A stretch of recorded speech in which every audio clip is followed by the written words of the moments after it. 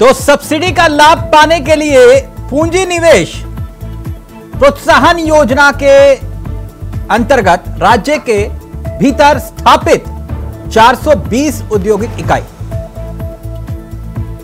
केंद्र सरकार ने इसे अपात्र घोषित कर दिया है। अब इसे एक बड़े झटके के तौर पर देखा जा रहा है। सब्सिडी और औद्योगिक इकाई पैमाना अलग अलग है और उन्हीं सब्सिडी के आधार पर उद्योगों को स्थापित करने की कोशिश क्या वाकई धराशायी हो रही है?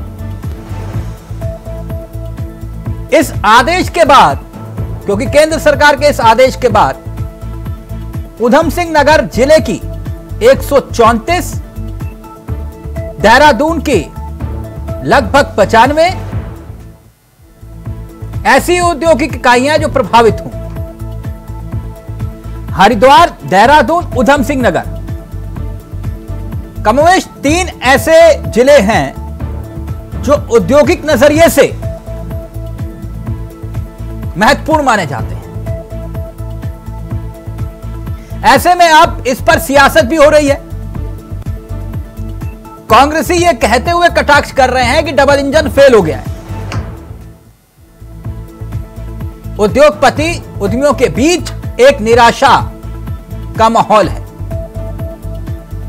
निवेश के माहौल को बनाए रखना अब सरकार के लिए एक बड़ी चुनौती बन गया है।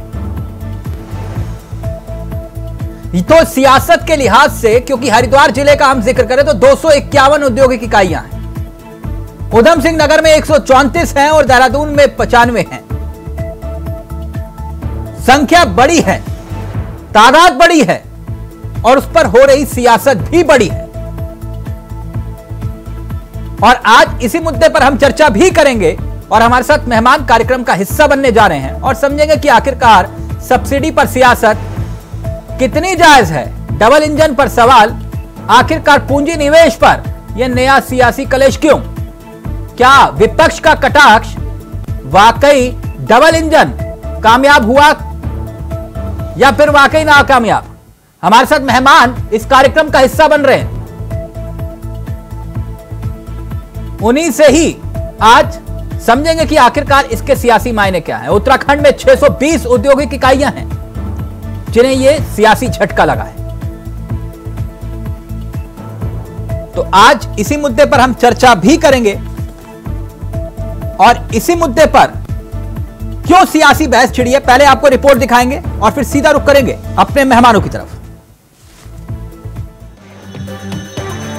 क्या वाकई में उत्तराखंड डबल इंजन डिरेल हो गया है या फिर विपक्ष बेवजह केंद्र की मोदी सरकार और राज्य की धामी सरकार की नीति और नियत पर शक कर रहा है? आखिरकार माजरा है क्या? तो चलिए अब उसे भी समझ लीजिए। दरअसल केंद्र सरकार के वाणिज्य एवं उद्योग मंत्रालय की ओर से उत्तराखंड और हिमाचल में निवेश को बढ़ावा देने के लिए औद्योगिक विकास स्कीम 2017 में लागू की गई थी। इसमें बड़ी संख्या में उत्तराखंड राज्य में नई औद्योगिक इकाइयां स्थापित की गई, जिस वजह से काफी तादाद में उद्यमियों ने अपनी औद्योगिक इकाइयों का विस्तार भी किया था।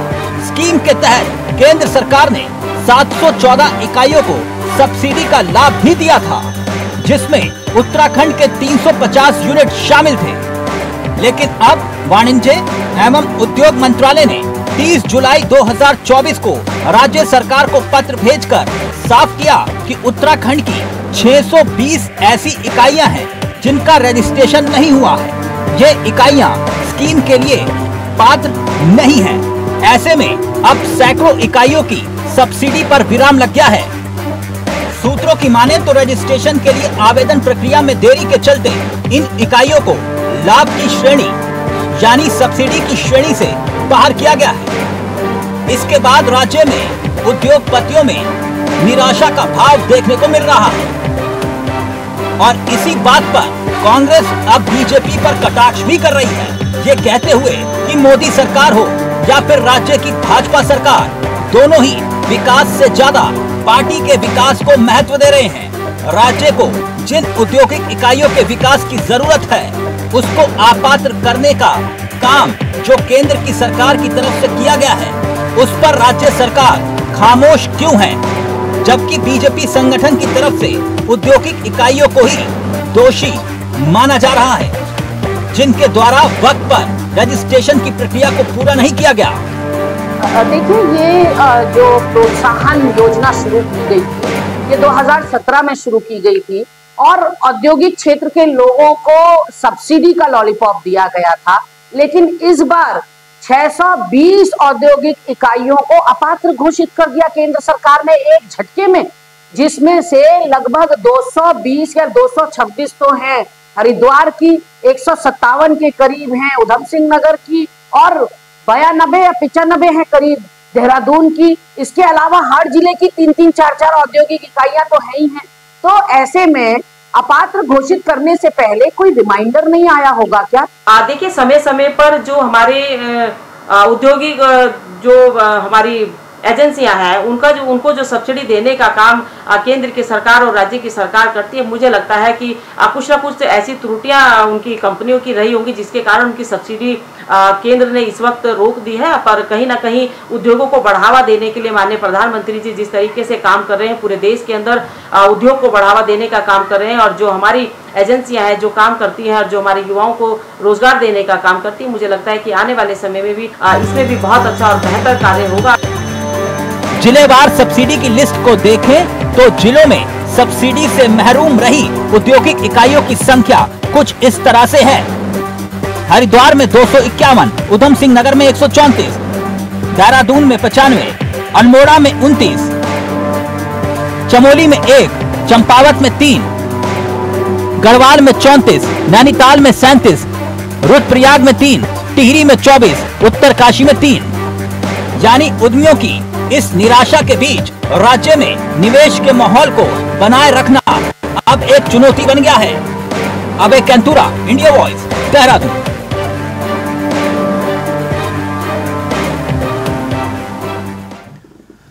तो चलिए सीधा रुख करेंगे अपने मेहमानों की तरफ, क्योंकि मसला बेहद गंभीर है और समझने की कोशिश करेंगे कि आखिरकार क्या वाकई ये औद्योगिक इकाइयां खतरे की जद में हैं। राजेश्वर जी हमारे साथ जुड़ गए हैं, बीजेपी के चेहरे हैं। डॉक्टर प्रतिमा हमारे साथ इस कार्यक्रम का हिस्सा है, कांग्रेस का चेहरा है। वरिष्ठ पत्रकार रविंद्रनाथ कौशिक जी कुछ ही देर में इस कार्यक्रम का हिस्सा होंगे। आप सभी का बहुत बहुत स्वागत है। सबसे पहले मैं राजेश्वर जी आपके पास आना चाहूंगा। तो ये 620 इकाइयां, क्या होगा अब इनका? देखिए, इकाइयों को तो इकाइयां अगर लगी हुई तो क्या है, आपका क्वेश्चन जो बेसिकली ये है कि सब्सिडी मिलेगी कि नहीं मिलेगी। हाँ। तो सब्सिडी अगर बाय द वे एलिजिबिलिटी अगर किसी गलत पैमाने पर उनकी रिजेक्ट हुई है तो दे ऑलवेज हैव राइट कि वो वापस गवर्नमेंट के पास या सेंट्रल गवर्नमेंट के पास अपनी सब्सिडी क्लेम करने के लिए जा सकते हैं। ऐसा तो नहीं कि चीजें बंद हो गई। और जो सब्सिडियां होती हैं कोई मैटर ऑफ राइट नहीं होता, you have to complete some formality. कई फॉर्मेलिटी होती है जो ये नहीं कि पुरानी यूनिट को आप नई यूनिट में बदल करके कर दें, या मतलब कहीं की पुरानी यूनिट के जो सामान है वो नई यूनिट में 20 औद्योगिक इकाइयों का भविष्य अभी खतरे में नहीं है, आप ये कह रहे हैं? देखिए, खतरे में तभी होगा अगर उसमें कोई ऐसी चीजें हैं जो उन्होंने जो क्राइटेरिया उसको मीट आउट नहीं किया। हाँ, तो क्राइटेरिया मीट आउट करने के लिए ना सर, देखिए हो सकता है कि कुछ टेक्निकली समझने में या समझाने में कुछ गलती, सरकार उसकी तरफ से पूरी नहीं, आपको तो समझने में दिक्कत नहीं हुई होगी। हमें समझने में सरकार ने कोई रिमाइंडर भेजे होंगे या बिना रिमाइंडर के ही आपने जो है बिल्कुल रजिस्ट्रेशन नहीं हुआ और केंद्र सरकार ने कहा बंद करो? नहीं, ऐसा नहीं होता। उसमें बकायदे भेजे जाते हैं, बकायदे उसमें बार बार बताया जाता है कि ये कमियां हैं, उन कमियों को आप पूरा करने के लिए आपको समय दिया जाता है, रिन्यूएबल टाइम दिया। अगर आपने उन कमियों को पूरा नहीं किया या उन एलिजिबिलिटी पात्रता जिसकी नहीं, आप कह रहे हो समझने में समझाने में दिक्कत होगी, तो मैं यही जानना चाह रहा हूं, आपको समझने में दिक्कत हुई या समझाने में दिक्कत हुई?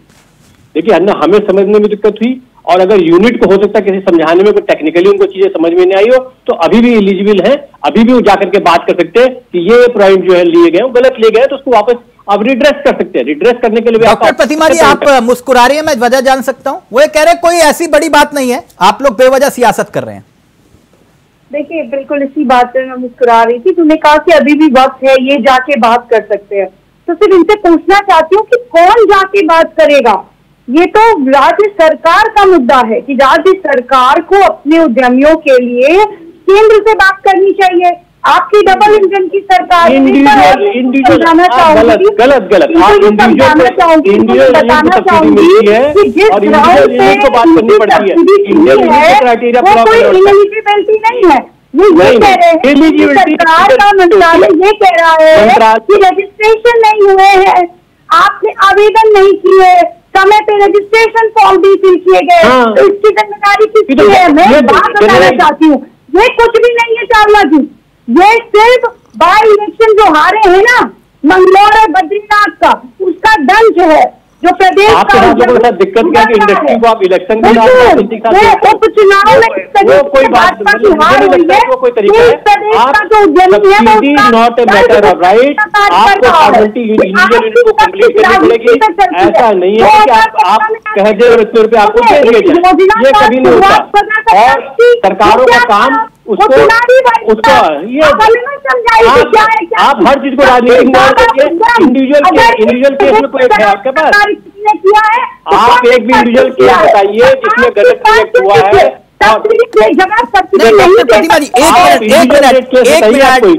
केस बताइए किसमें गलत हुआ। राजेश्वर जी एक मिनट, राजेश्वर जी प्लीज। डॉक्टर प्रतिमा मैं एक बात जानना चाह रहा हूँ, वो कह रहे हैं बीच में ना बोले, फिर मैं बोलूंगी तो फिर ये बोल नहीं पाएंगे ना।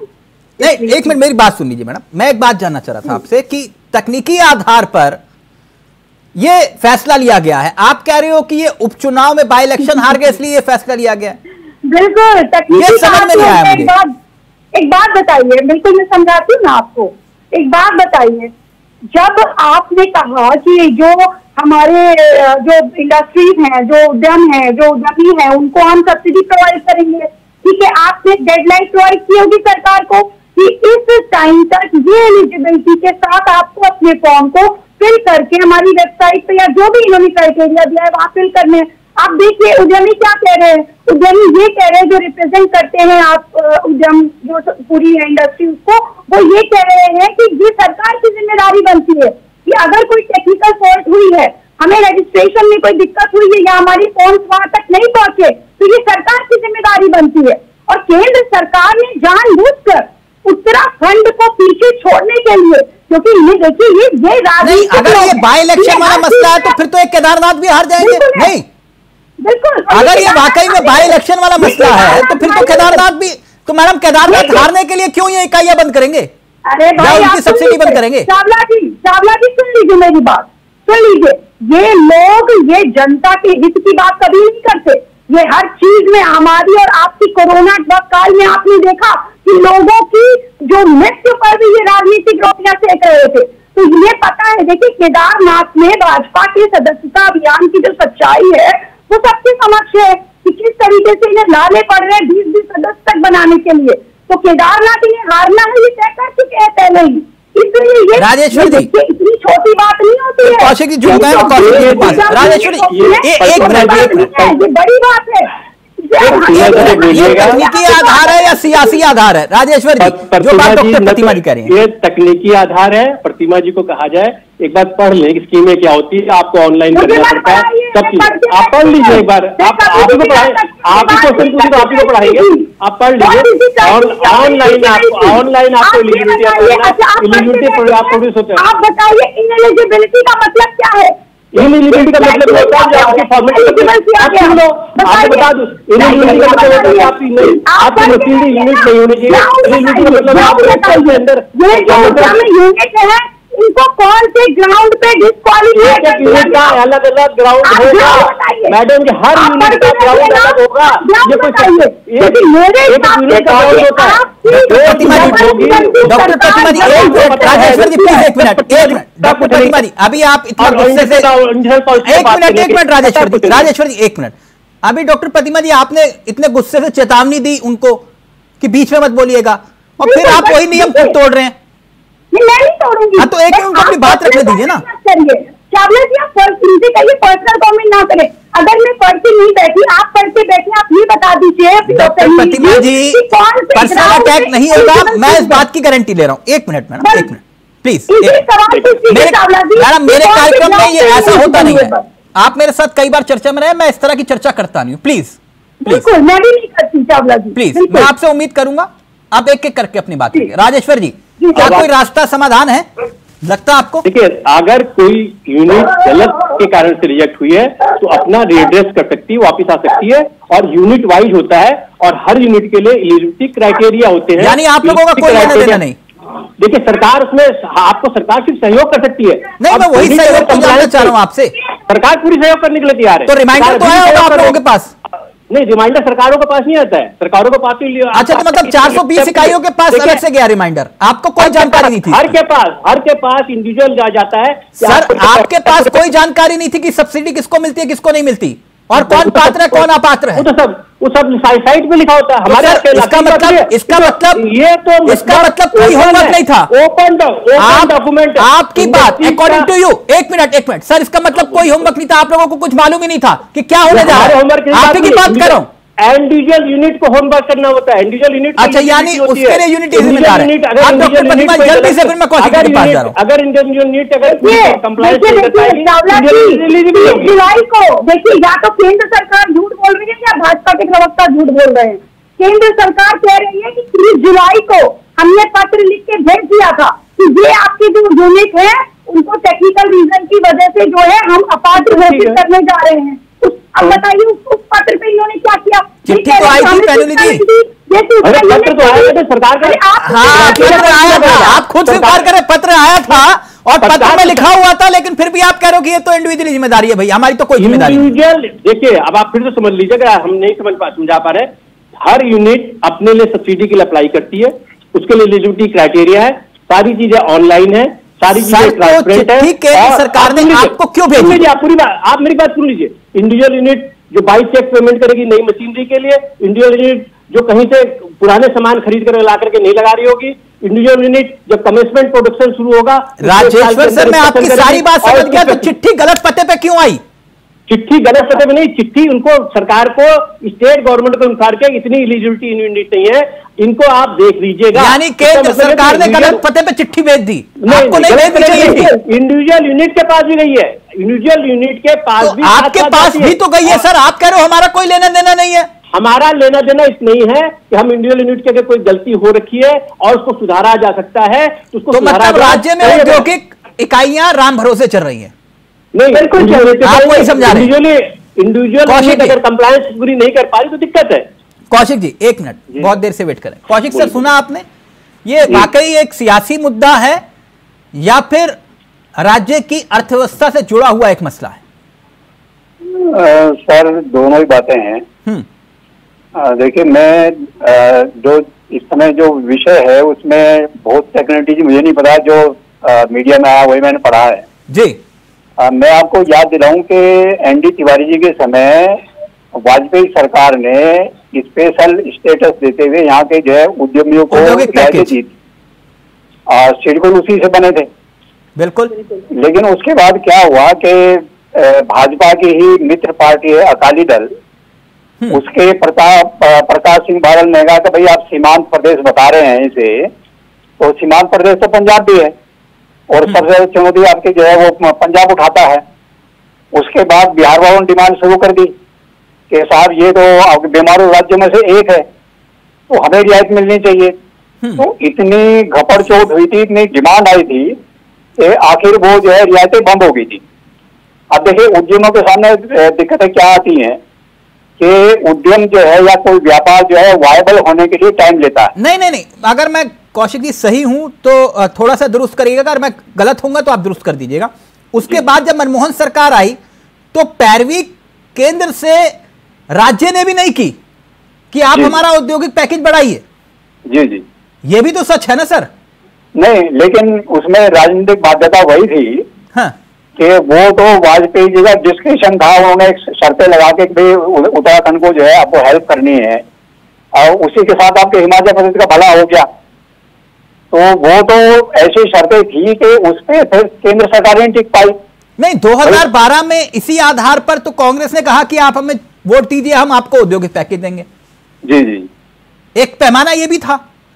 हाँ, लेकिन वादा अलग है, उसे पूरा करना अलग है। वादा तो जो है आदमी अब इस नजरिए से देखा जाए, अब आपके सामने राजेश्वर जी ने कहा कि भाई हम लोगों का कोई लेना देना नहीं होता, ये तो वही जाने राजेश्वर जी से आपके मेरा एक निवेदन है व्यक्तिगत। देखिए, एप्लीकेशन तो आपके इंडिविजुअल ही जाती है, लेकिन मैं एक पत्रकार संगठन चलाता हूं, तो हमारे डीएवीपी वालों ने कुछ व्यवस्थाएं चेंज की हैं और आपके पोर्टल बनाए हैं कुछ, तो हमें वार्षिक विवरण उसमें भरने होते हैं। सर, उसमें इतनी डेस्पेरिटी है, इतना मिसमैच है कि तीसरी बार जो है वो डीए में टाइम बढ़ाया है और हम जो है उसके बाद भी सबके एप्लीकेशन आपकी अपलोड नहीं कर पा रहे हैं।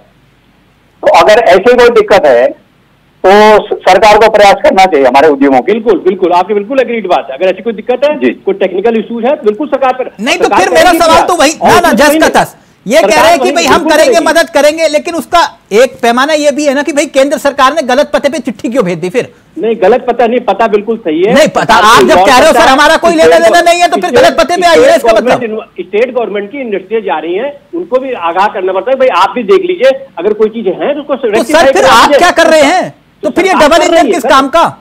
सरकार इंडिविजुअल से लेती है ना कि आपकी क्या क्या दिक्कतें हैं। सर अगर आप ना अगर डबल इंजन का मतलब ये है कि एक ही पटरी पर चलेगा ना, आप अलग चल रहे हो और फिर दूसरा दिशा में इसी सरकार में 350 यूनिट को मिली भी है ना सब्सिडी। ऐसा तो है नहीं कि नहीं मिली है, मिली है ना। ठीक, प्रतिमा जी, आपको अगर मिली है, प्रतिमा जी प्रदेश में उद्योगों के विकास के लिए ये सरकार संवेदनहीन रही है। और इसके बाद अगर आप ऐसी बातें ओछी कर रहे हैं कि 350 यूनिट को तो दे दिया ना सरकार ने देखिए केंद्र सरकार ने कोई एहसान नहीं किया। आप डबल इंजन की सरकार कर करके जनता के बीच में जाके वोट मांग के आए हैं। आपने इस प्रदेश में उद्योगों को बढ़ाने के लिए क्या किया?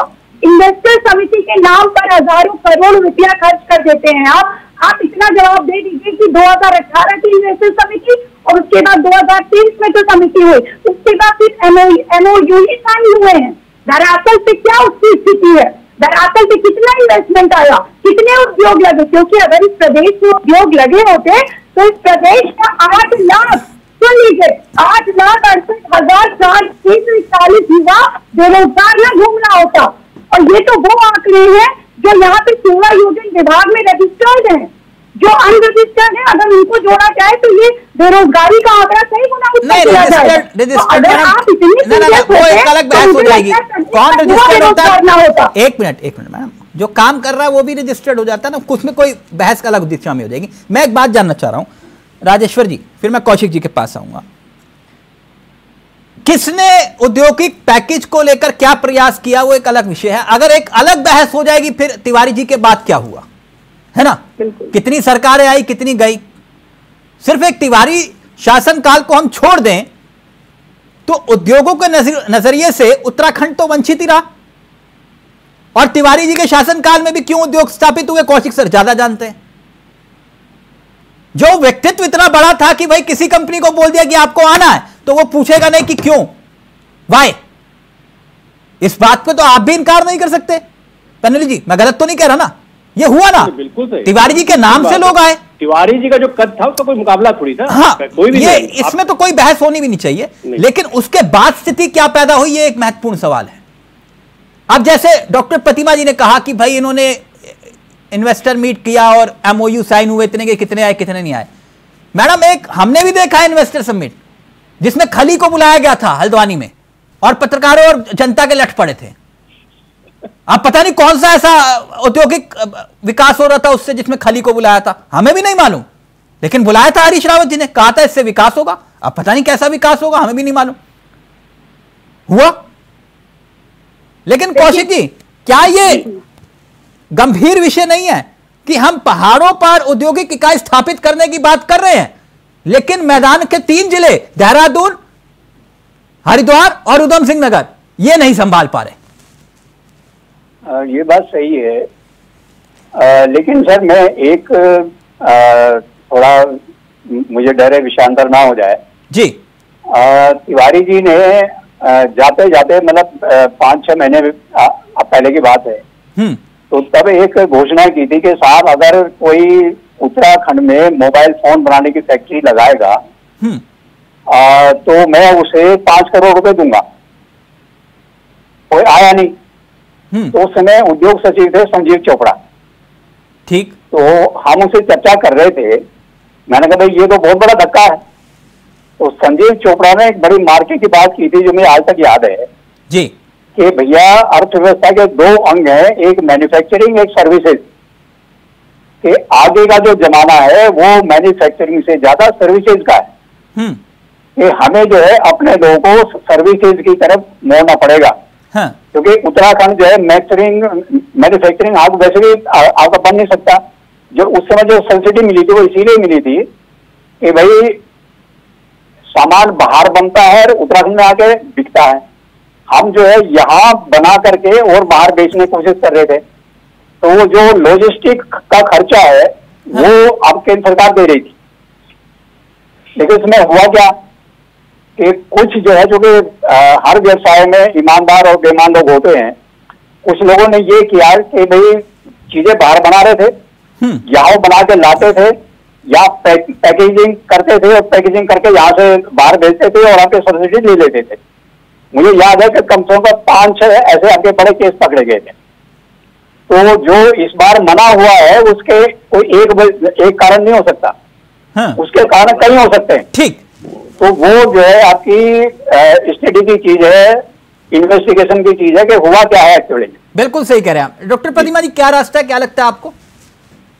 देखिए, रास्ता बिल्कुल मुझे लगता है कि धामी सरकार को केंद्र सरकार से बात करनी चाहिए। यही तो डबल इंजन की सरकार का जो है फायदा है, जो आप हमेशा बोलते आ रहे हैं। और अब ये मौका है कि आप प्रदेश के उद्यमियों को डबल इंजन की सरकार का जो फायदा है वो दिलाने का प्रयास करें, जिससे जनता को भी उसका फायदा मिले। मुझे लगता है कि केंद्र सरकार से जो बात डॉक्टर प्रतिमा कह रही है, क्या बात करेंगे आप? बिल्कुल एग्रीड है और सरकार बात भी कर रही है। और उसके लिए जो डाटा, जो इन्वेस्टिगेटिव डाटा होते हैं ना, मैं भी बोला कि एलिजिबिलिटी के लिए जो डाटा है हर केस में, इंडिविजुअल केस में अलग अलग डिफर कर रहा होगा और किन कारणों से डिफर कर रहा है, वास्तव में एलिजिबल बनते हैं कि नहीं बनते हैं। वो अगर वो बनते हैं, स्टेट गवर्नमेंट उनका पूरा साथ देगी और खड़ी होगी केंद्र सरकार के आगे कि इन लोगों को सब्सिडी दी जाए। क्योंकि अल्टीमेटली हमारे उत्तराखंड का भविष्य के साथ जुड़ा है, डेवलपमेंट भी जुड़ा है, विकास भी जुड़ा है। और हम ऐसा कोई भी सरकार अपने ऊपर नहीं लगा सकती जिससे लगे कि हम विकास विरोधी हैं। हम विकास के साथ हैं, तो कोई नहीं। और इंडिविजुअल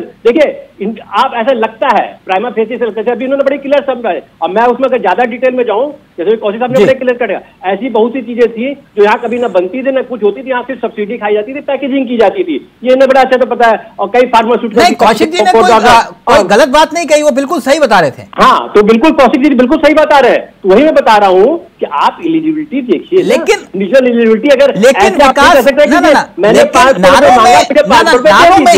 राजेश्वर जी समझेगा इस बात को, सिर्फ नारों में ही हम डबल इंजन नहीं दिखाई दें, है ना?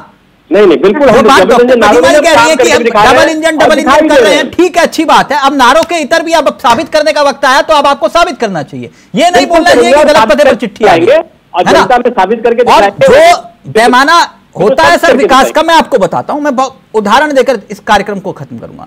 विकास का पैमाना होता है ना सर, पर्चे पे कुछ भी लिख दो। इस राज्य में एक मुख्यमंत्री जो बहुत विद्वान मुख्यमंत्री रहे, उन्होंने लिख दिया विजन 2020, लिख दिया था ना, गलत तो नहीं कह रहा ना? विजन 2020 लिखने में कोई दिक्कत नहीं है, उसको इंप्लीमेंट कैसे करेंगे वो महत्वपूर्ण है। जिस नोएडा में हम बैठे हुए हैं, इस नोएडा की नींव किसने रखी? बिल्कुल रखी ना, नारायण दत्त तिवारी ने रखी, ये तो किसी से छिपा नहीं। और जिस वक्त रखी थी, किसी ने सोचा नहीं था कि नोएडा का यह स्वरूप होगा, और वही इंप्लीमेंट वहां दूसरी तरफ भी हुआ, उत्तराखंड में भी। तो सर ये विजन होता है आपका जब इंप्लीमेंट करना होता है, सिर्फ आके और नारे में नहीं कि हम ये, अब आपको साबित करना होगा फडणवीस साहब, ठीक? अब यह आपको साबित करना होगा कि डबल इंजन का मतलब क्या है। थैंक यू सो मच, मैंने तो उदाहरण दे दिए सर दो आपके सामने। थैंक यू, बहुत बहुत शुक्रिया आपका। फिलहाल मुझे दीजिए इजाजत, नमस्कार, जय हिंद, जय भारत, जय उत्तराखंड।